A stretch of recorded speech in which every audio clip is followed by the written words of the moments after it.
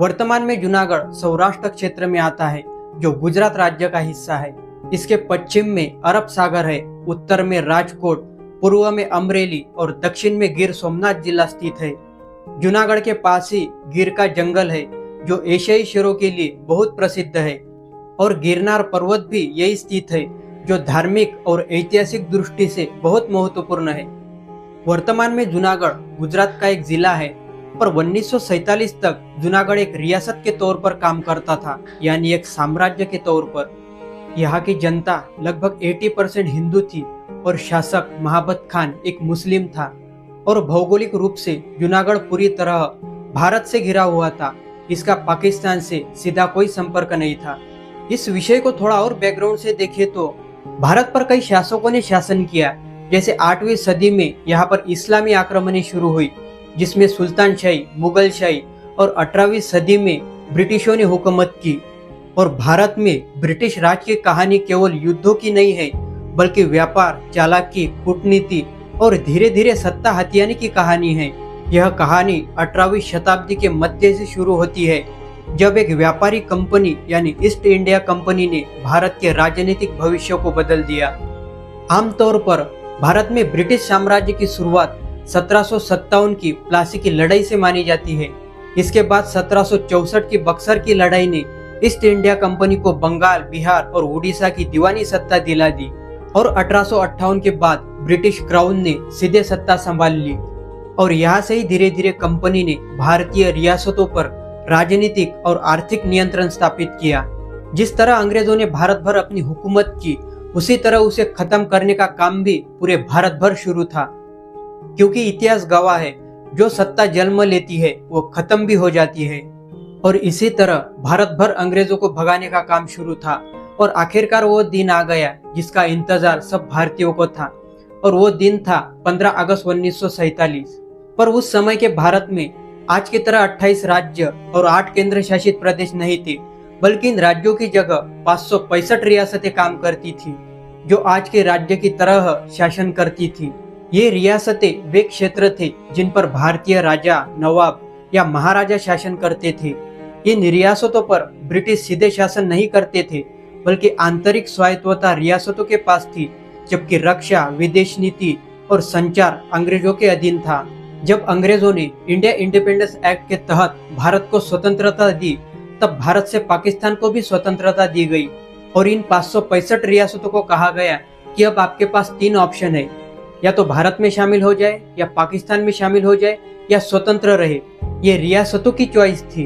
अब 15 अगस्त 1947 तक इन रियासतों को अपना निर्णय लेना था, और पाकिस्तानी इलाके को छोड़कर सभी ने भारत में विलय कर लिया, सिवाय 5 रियासतों की।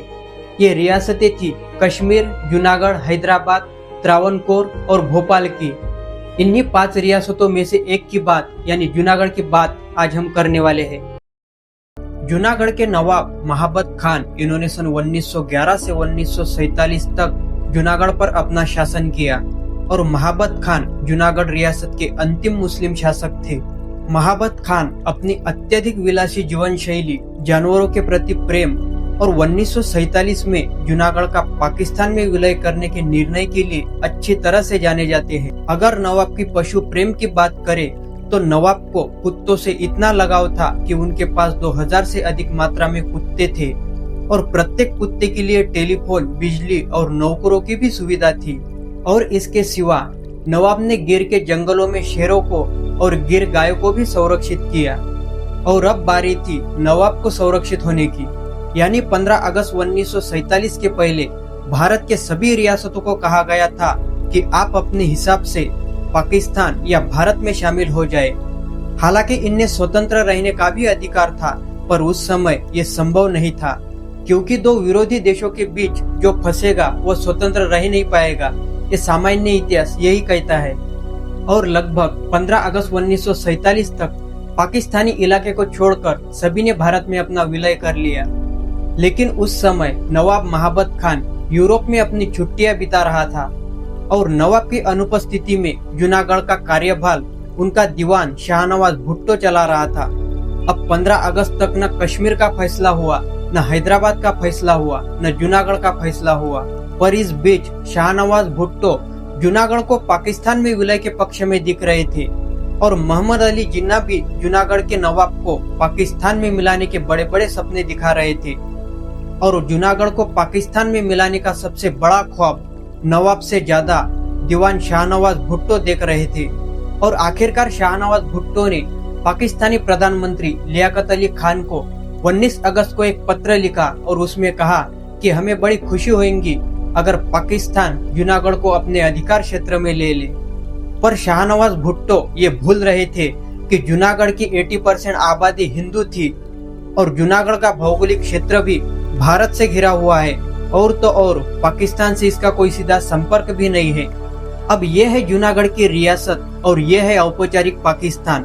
अब इन भाई साहब को ये रियासत इस पाकिस्तान में मिलाने की है। इसलिए कहते हैं कि common sense is not so common. Common sense इतनी भी कॉमन नहीं होती कि वो हर किसी के पास हो। इसके बावजूद भी 15 सितंबर 1947 को जूनागढ़ ने खुद को पाकिस्तान में विलयित कर ही लिया और इस घटना से सबसे ज्यादा दुखी सरदार पटेल हुए और जूनागढ़ को फिर से भारत में शामिल करने की जिम्मेदारी भी सरदार पटेल की ही थी। इसके बाद भारत सरकार ने जूनागढ़ में सैन्य कार्रवाई कर नवाब के 2 आश्रित राज्य यानी मंगलोर और बाबरियाबाद को भारत में शामिल होने के लिए प्रेरित कर ही लिया। उस समय भारत सरकार इन रियासतों से और कुछ नहीं बल्कि वही 3 चीजें मांग रहा था जो भारत की ब्रिटिश इंडिया के पास थी। हम डिफेंस मांग रहे थे, एक्सटर्नल रिलेशन मांग रहे थे और कम्युनिकेशन मांग रहे थे। पर यह सब कहने की बात थी क्योंकि इन सब को मिलाकर एक भारत जो बनाना था और ये पूरी जिम्मेदारी सरदार पटेल के कंधों पर थी। और उस समय सरदार पटेल गृह मंत्री थे और इन रियासतों के प्रमुख भी थे और उनके साथ एक व्यक्ति थे वीपी मेनन जो एक सिविल सर्वेंट भी थे और इन रियासत मंत्रालय के सचिव भी। अब शाहनवाज भुट्टो ने जूनागढ़ को पाकिस्तान के हवाले तो कर दिया पर इस विलय के कारण जूनागढ़ में विद्रोह शुरू हुआ और भारत सरकार की तरफ से भी सैन्य कार्रवाई शुरू हो गई। इस कारण भुट्टो को खतरा समझ में आ गया और उन्होंने 16 सितंबर को प्रधानमंत्री लियाकत अली खान से मदद मांगते हुए कहा कि कम से कम हमें ये तो बताइए कि आप हमें किस तरह मदद कर रहे हो और हमें क्या करना चाहिए। पर उस समय पाकिस्तान चाहकर भी कोई मदद नहीं कर सका क्योंकि जूनागढ़ चारों तरफ से भारत से लोकेटेड था और भारत की सैन्य कार्रवाई के कारण जिन्ना ने माउंटबेटन से शिकायत की और माउंटबेटन ने भी इस प्रश्न का उत्तर देते हुए कहा कि पाकिस्तान जो कर रहा है वह भारत सरकार के साथ समझौते का उल्लंघन है। जूनागढ़ के इस विलय के कारण जूनागढ़ में जो विद्रोह शुरू हुआ उसके कारण नवाब महाबत खान अपने कुत्तों को लेकर पाकिस्तान भाग गया। अब जूनागढ़ की पूरी जिम्मेदारी शाहनवाज भुट्टो के कंधों पर आ गई। जूनागढ़ में हो रहे इस विद्रोह के कारण और परिस्थिति को देखते हुए भुट्टो ने भारत सरकार को 9 नवंबर 1947 को पत्र लिखा और कहा कि आबादी को देखते हुए जूनागढ़ आपका ही होना चाहिए, कृपया आइए और कागजी कार्रवाई पूरी कीजिए। पर सरदार पटेल को ऐसा लगा कि जूनागढ़ को हम ऐसे ही लेंगे तो इतिहास में लिखा जाएगा कि जूनागढ़ को जबरदस्ती ले लिया, इसलिए हम वहाँ पर एक प्लेबिसाइट करवाएंगे यानी जनमत संग्रह करवाएंगे। ये स्टैंड भारत का था और आखिरकार 20 फरवरी 1948 को वहाँ पर प्लेबिसाइट करवाया जाता है। तब भारत के पक्ष में 99% वोट गिरते हैं और पूरे पाकिस्तान के पक्ष में केवल 91 वोट गिरते हैं। इस तरह जूनागढ़ भारत में विलीन हो जाता है। तो ये थी कहानी जूनागढ़ के रियासत की।